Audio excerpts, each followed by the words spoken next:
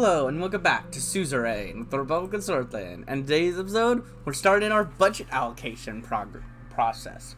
I was in my office reading reports from the ministers about the current situation of the protests. My next scheduled meeting was about a law enforcement budget with Nia and Lilius. I heard some knocks on the door.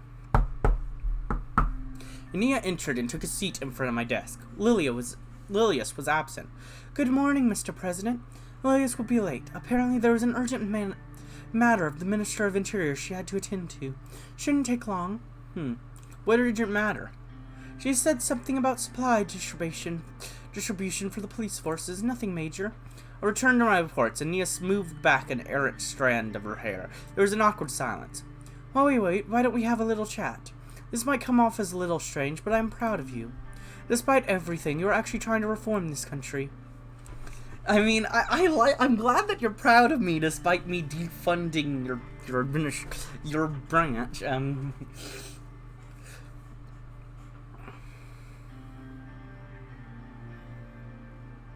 It's we, Nia, not me. I couldn't do any of this by myself, so no, I'm proud of you. Well, thank you. You certainly have a way with words, don't you? Words are just words. Actions are what's important. And you seem to be doing well at both so far. Pros are canceling out the cons for sure. She leaned forward. How are you really holding up, Anton? Being the president, I mean. It's the hardest thing I've ever done in my life, but it's also the best thing I've ever done in my life. I can imagine. So much responsibility and so much power at the same time. I want to assist you in this country as best as I can. Unfortunately, my hands are tied with the current budget allocation we have for the law enforcement. She barely finished the sentence before we heard a knock on the door. Nia almost jumped and said, "Bloop!" Lilius Graff entered the room. Mr. President? Nia? I hope that I'm not interrupting your conversation. No, not at all.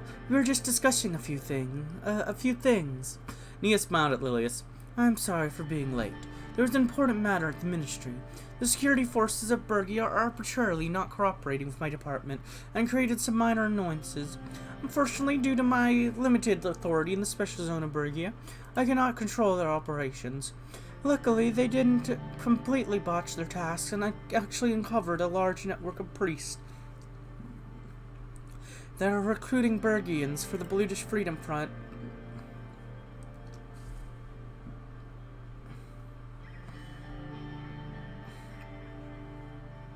This sounds very significant. Do you want to explain more? The issue was miscommunication about an ongoing investigation inside Bergia, but as I said, it didn't affect the results in a negative way. The investigation itself, however, revealed some troubling facts. We suspect the existence of a massive network of BFF-aligned priests currently serving in Bergia. We have discovered that most of the existing Gulkadism sanctuaries and communities inside Bergia are indeed working directly for BFF.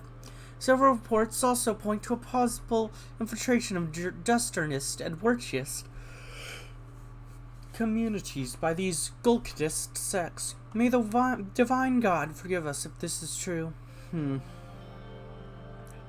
Thank you for your brief report to Lilius. Of course, Mr. President. Lilius took the seat next to Nia as she continued talking. I must say, Mr. President, that your lack of support for the law enforcement is taking its toll on the police forces. They are coming away, but we'll talk about that soon. Well then, let's get straight in. We'll provide a brief update on the situation of law enforcement. Go ahead. Nia? The Ministry of Justice and the Supreme Court is working in close collaboration with the Minister of Interior to address the protests in the country. I must add that thanks to the hard work of our judiciary and the law enforcement forces assigned to the ministry are doing their jobs efficiently. I would call it a success of our forces on the ground, not due to the judicial branch of our government. Lily shot Nia a brief, withering glance. As expected, after the budget reduction, the morale of the employees are at an all-time low. Many of them face the risk of losing their jobs now. Yet here we are, with the mass protests happening in the country, talking about how we have to fire security force personnel. What makes things worse is that our request to fund the lacking riot control equipment has been ignored. This is ridiculous! Agreed. The Minister of Justice was hit the worst. The backlog of court cases are so high that the judges do not even have time to look at smaller cases, postponing these to months or years later. This causes a disastrous bottleneck. How can we deal justice if we can't even find the time for these cases?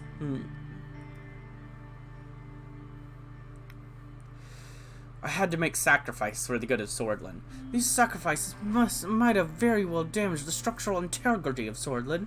That remains to be seen, but the ripples are already being felt across the country. I hope this decision is not the beginning of something bad. Well then, let's move on to what we actually here for. Due to the budget decrease, we have no choice but to cut funding for our branch. However, you need to make a decision to determine which branch gets cut. Exactly. When deciding, you must look at the bigger picture. I believe you'll make the right choice. Why should I cut the funding from the Minister of Interior? The Minister of Interior is one of the well-funded government agencies in Swordland. The same can't be said of the Ministry of Justice. Our court cases have been piling up with no end in sight. We already have a bottleneck. If we worsen the situation, our whole justice system will fall. Minister of Interior and police force on the ground play a much bigger part and a more important role during these times where there's a threat to our internal safety. What if I decide to cut funding equally from the Minister of Interior and Minister of Justice? We need decisive action. Cutting funding from both branches won't help anyone. Look at it this way. Minister of Justice has never been well funded in Swordland, while the Minister of Interior was always more lucky, already causing this uneven balance between the two. That doesn't mean anything. The Minister of Interior is far more critical in function, especially now. Tell me, Mia, who brings the criminals before the judges? Let me answer. The police force connected to the Minister of Interior. Why should it cut them from the Minister of Justice? Simple. It's because Minister of Interior can't afford election unless you want the whole country to be overrun with protesters. Huh. And tell me, Lilius, how are you going to bring the criminals to justice if our judges have to postpone court dates to 6 months or 1 year later? It doesn't even matter who or how many criminals you catch with your forces if justice can't be dealt. I'm ready to make a decision. What will it be? Lilius and Nia forward.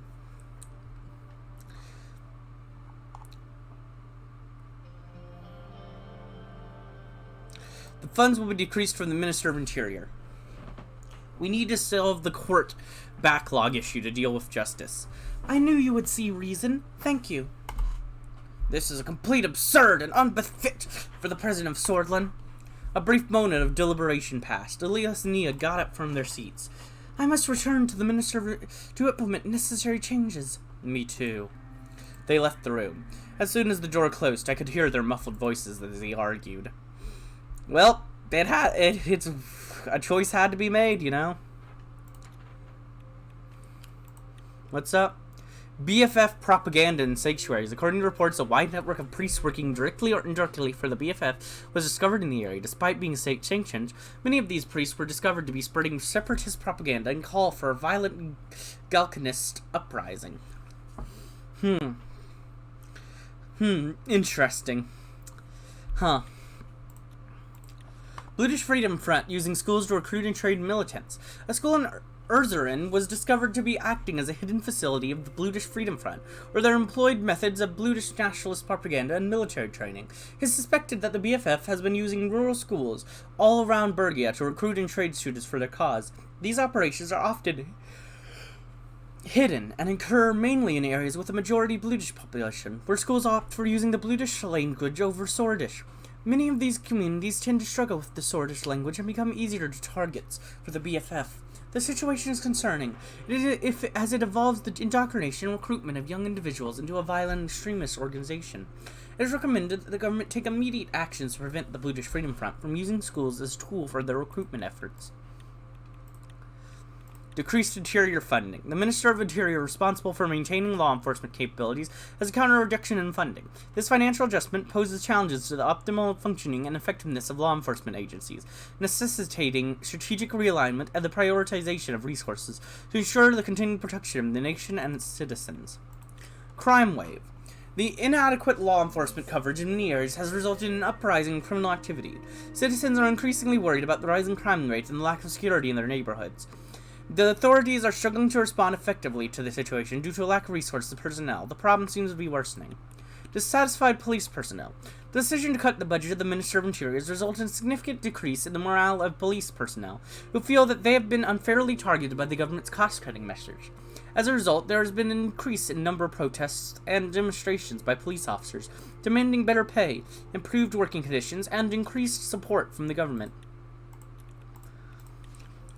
Protests target sacred symbols. Sacred figures and symbols of dastardity, including St. Dast himself, have become the target of vandalism as protests continue across Swordland.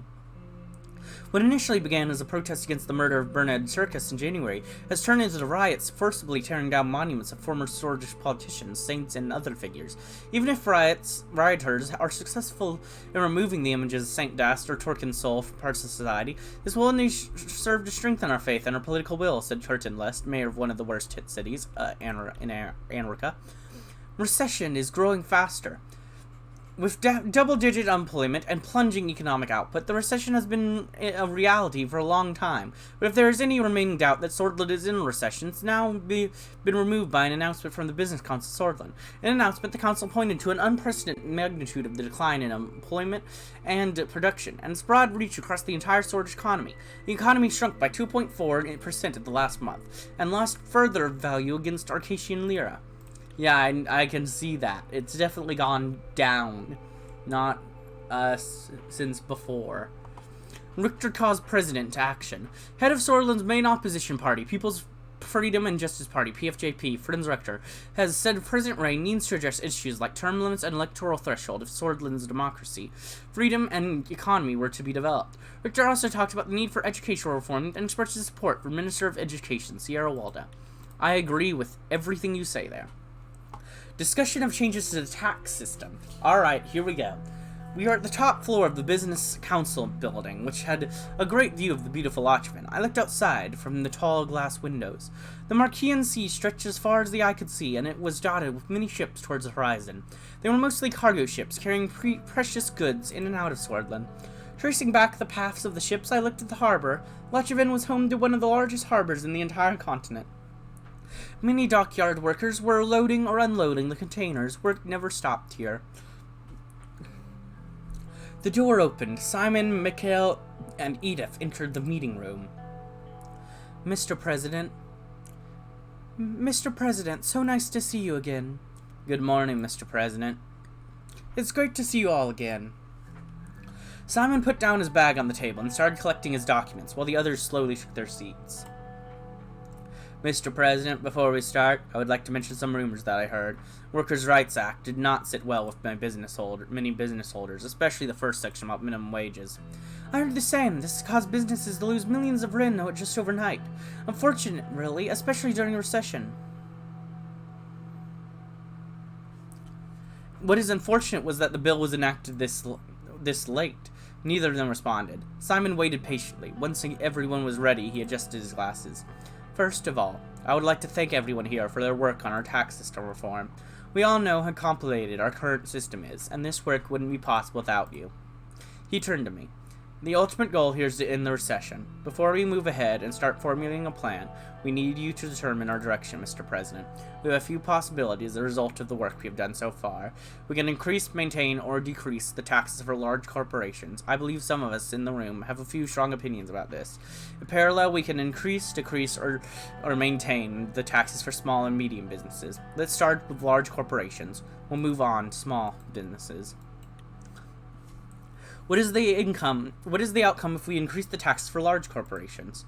It is not an option at this point. Our economy is in shambles. Taking what's remaining from the businesses will destroy the economy further. We could balance it by decreasing taxes of small businesses to put some relief on them. I see. I'm not sure if that's a good idea with the current state of our economy. I do believe there is one way to get out of the recession. It's through the trade and economic contributions of large corporations. Increasing their taxes will turn them on you. I will go a step further. Increasing their taxes will have a disastrous results, and will make them an enemy of them. Trust me, Mr. President, nobody wants to make an enemy of them. Maybe you're right. I mean, I'm just going through and looking at all the options we have. What if we decrease taxes for large corporations? Our government budget will be hit. But in return, due to the sheer size of economic contributions coming from these companies, it should be helpful in curbing the recession. I do think it's definitely a good option if we want to end the recession, especially with the current state of our budget. I think this is a viable idea. Upsetting the existing balance might be less than ideal. Me too. You should have the group on your good side, on top of solving the recession crisis, Mr. President. I have to agree. Being their ally would come in handy. Is there any downside to keeping things as they are? I am of the opinion that if we don't make any changes, nothing will change. To stop the recession, we need to do something. I think so too. Agreed. What does everyone think we should do? My personal opinion is that we should decrease the taxes for large corporations. Although in the short term it would cost us, in the long run it would be the most helpful option in ending the recession. Our international trade is driven mostly by the products of these corporations. They are the backbone of our economy. Exactly. If we let them perform better by decreasing their taxes, this should be in turn lead to Swordsland receiving more investments. This means our capital, which means a quicker way out of the recession. I'm ready to make a decision. Very well, Mr. President. We want to ensure the economy is on a balanced track, as further destabilization might have drastic consequences. Maintain. I don't like it. I don't like it. I don't like it. I don't like it. We'll decrease the taxes for large corporations and balance the budget with an increase for smaller businesses. An excellent decision. I agree. Thanks to this, the recession will be solved in no time. I think this will actually have negative effects on our economy. People will suffer, but anyways. Well then, I have taken note of our action, and I will put it to implementation as soon as possible. We will be increasing taxes for smaller businesses, and there will be a tax break for large corporations. This will drain a lot from smaller businesses to balance the state budget. Simon organized the stack of papers he had in front and placed them back into his briefcase. Well then, thank you everyone. That will be all for today. Enjoy Lachevin. They left the meeting room, and I decided to stay longer. I went by the window again and kept watching the sea in silence for some more time. Yeah, growth just went down more. Which, you know, it's a thing. Tax break for private businesses. In an effort to stimulate economic growth and incentivize investments, large private corporations have been offered an attractive tax break. Their tax rates have been lowered from 35% to 25%, providing them with a favorable business environment to expand their operations, drive innovation, and contribute to overall prosperity of the country. The policy seeks to attract and retain large-scale enterprises, which play a crucial role in driving economic development and job creation. Small businesses stagnate. Swordsland tax increase has caused significant financial strain on small businesses, leading to stagnation or closure. As a result, many families are losing their homes and jobs, and the economy is suffering. Moreover, the increased cost of doing business has also led to the decline of quality of goods and services provided. Large corporations creating jobs, though.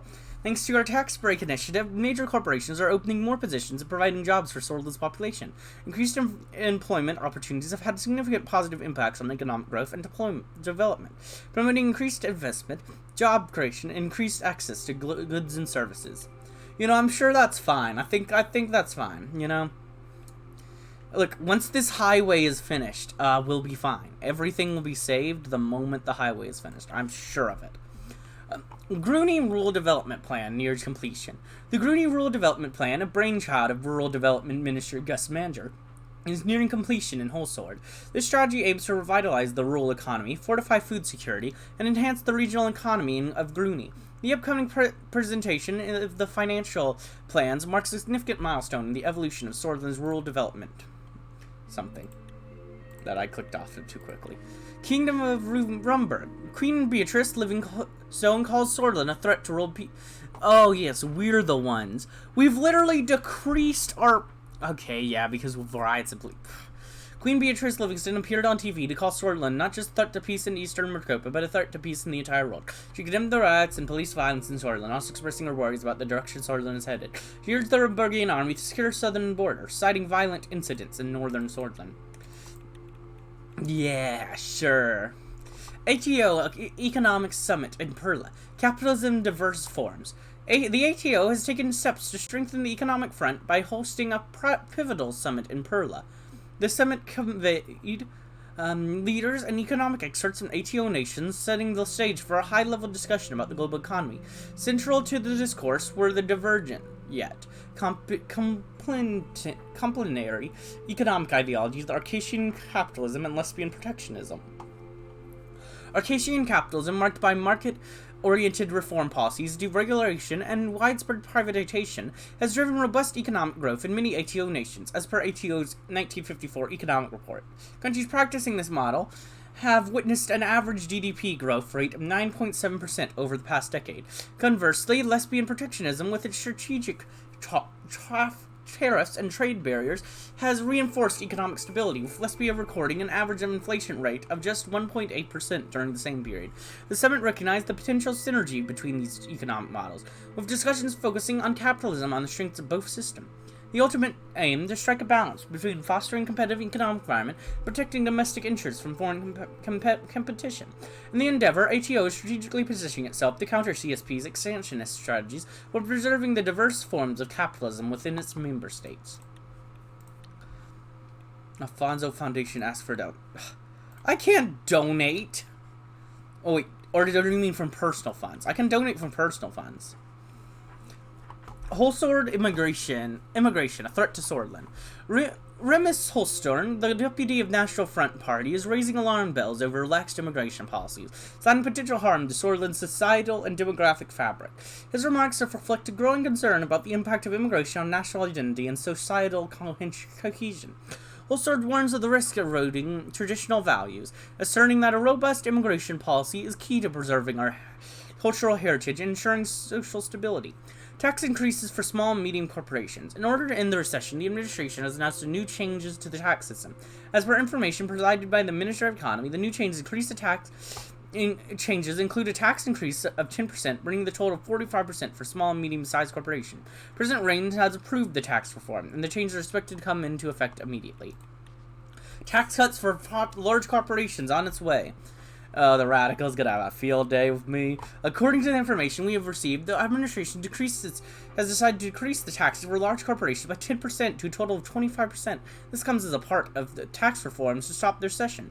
This move will surely be welcomed by many large business owners, and we believe this was a very good move to curb the effects of the recession. After all, large corporations bring in more money into Swordland. They are the reason the recession is not worse than it already is. This decision will definitely benefit Swordland in the long run. Young Sword denies allegations. The vice president of Young Sword's cultural centers made an announcement today, denying having ties to terror attacks. I, or our cultural organization, pose no threat to the national security of Swordland, or to any other foreign country or state, he said.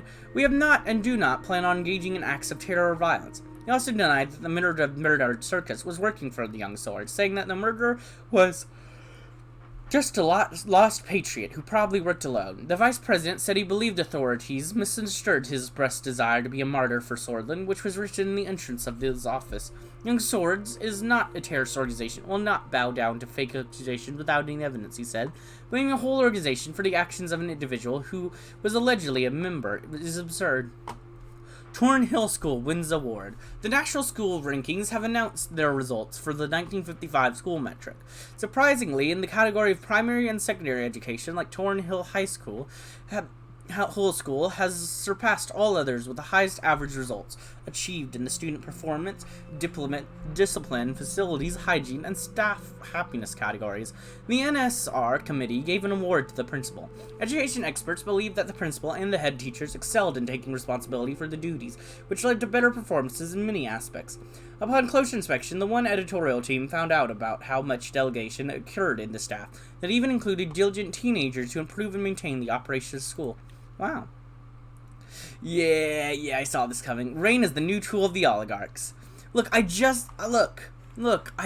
just sign. To be fair, I did just sign in the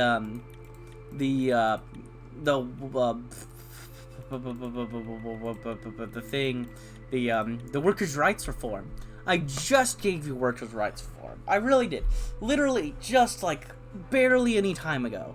So, you get a workers' rights reform, they get a tax break. It just balances out, Rain is the new toy of the oligarchs. When will this end? The Minister of Economy has just announced a tax increase for small and medium corporations, bringing the total for 45%, and a tax cut for large corporations, bringing the total to 25%. Yeah, that seems so unfair and so bad. That makes no sense at all. That genuinely makes no sense at all. Anyways, President Rain's priorities are now crystal clear. Instead of siding with his people, he decided to open his arms to large corporations and the oligarchs, while some of his citizens, still to the state, suffer from starvation. He declared his intentions was to end the recession discussion. That's a lie. The real question is, what is he getting out of it? Who bribed the president so he ended up laying in the same bed with large corporations? I'm very worried about the future of Swordland. Until President Rain leaves his chair, we, the radical, will not rest. Look, I'm, kind of... I'm going back and forth. Red Youth calls for peace. Early today, Johann Gazmich, one of the leaders of the Red Youth, spoke to the public and condemned the opportunistic looting and violence taking place in the cities across Swordland, saying it is not being done in the name of Bernard Circus. He denied terrorist allegations and condemned the attack, saying the Red Youth has no connection to the violence. He accused the police of trying to sway the public opinion against socialism and legal millinist groups such as the Red Youth. Some people are trying to incite violence and take away the meaning of these peaceful protests, said Gazmich, warning the protesters about inside people trying to exploit the situation. He also called for peace, saying that justified and meaningful protests have already lost their course and started benefiting a select group of people. Geopolitico. Smolik threatens new military incursion targeting BFF. Wojciech Wezek President Viktor Smolik has threatened to launch military operations in northern Welland, close to the borders of Swordland and Lesbia, against the Bludish rebel group BFF, which Werklech considered to be a terrorist organization. In a television interview to carry support for the next month's referendum to extend his presidential powers, Smolik announced that the military is preparing a new internal operation, with possible cross-border implications against the BFF. Observers point out that a tough stance against the BFF, which is fighting for minority rights, plays well with Wezek nationalists. Smolik has pledged to eradicate the Bludish groups of Welland, the Democracy Party of Welland, and the militant organization, the Bludish Freedom Front, which is known to operate both in Welland and in Swordland extensively. Such operations are fraught with military risk and the possibilities of further excavation, already tense relations among the neighbors, particularly with Swordland, due to the large number of Bludish minorities living close to the borders, as well as the Arcadia-backed Lesbia. Despite such risks, some analysts don't rule out such a military operation. Yeah. Alfonso Foundation asked for a donation. The Alfonso Donation, known for its philanthropy efforts, is launching an expansive fundraising campaign and asking for donations. The mission at its heart is twofold: addressing the homelessness crisis and battling income inequality in our society. Boom! Throw it on the pile. Donation. Large presidential donation to Alfonso Foundation. In a display of notable philanthropy, President Anton Rain recently made a significant personal donation to the Alfonso Foundation. The generous act, supporting the foundation's efforts to tackle homelessness and income inequality, has been warmly received by the public. Some detractors suggest a political motive due to the foundation's link to former President Edward Alfonso, yet the majority view it as a commendable act of solidarity with those less fortunate in Swordland.